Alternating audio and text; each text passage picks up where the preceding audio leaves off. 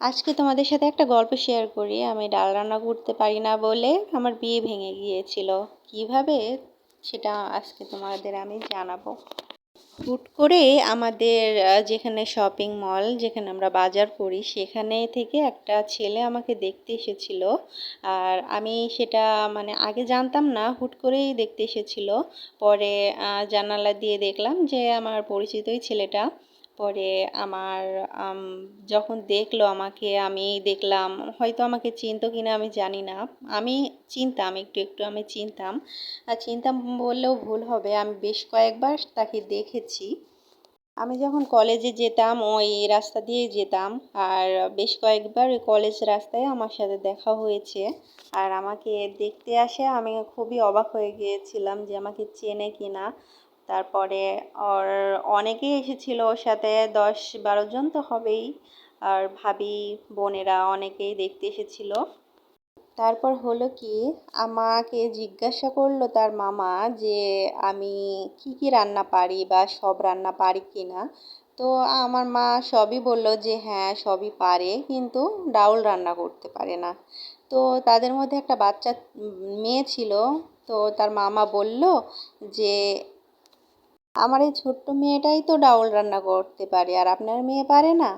এর জন্য আসলে কি বলবো, মানে ওইভাবে কথা না উঠলেও বিয়েটাও তারা আগাতে চাইছিল। কিন্তু আমাদের পছন্দ ছিল না, কারণ ছেলেটা দেখতে অনেকটাই চিকন।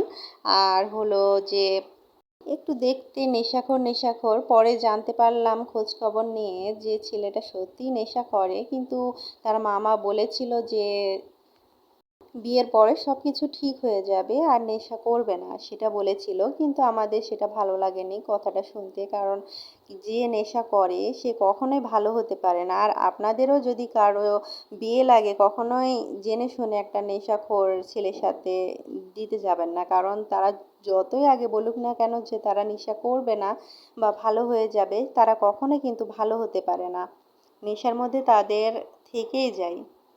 তারা এমন প্রস্তুতি নিয়ে এসেছিল যে সেদিনকে আমাদের মানে এঙ্গেজমেন্ট করাই দিবে, এমন সিদ্ধান্ত নিয়েই এসেছিল। জানি না কোথা থেকে শুনেছে আমি কেমন না কেমন, কিন্তু তাদের অনেক ভালো লেগেছিল, কিন্তু আমাদের মোটেও কারো ভালো লাগেনি এই বিষয়টা জানার পরে। আর ছেলেটা মানে অনেকটাই চিকন বলে, আর আমার সাথে মানে পারফেক্ট না বলে আমি বিয়েটাতে মানে অসম্মতি জানাই। আমার ছেলেটাকে মোটেও ভালো লাগেনি। আর ভিডিওটা যদি আপনাদের ভালো লাগে, অবশ্যই আমার পাশে থাকবেন এবং আমাকে সাপোর্ট করবেন। আর এরকম গল্প পেতে হলে আমাকে অবশ্যই সাপোর্ট করতে হবে, কারণ আমি ভিডিও তৈরি করি আপনাদের সাপোর্টের আশায়।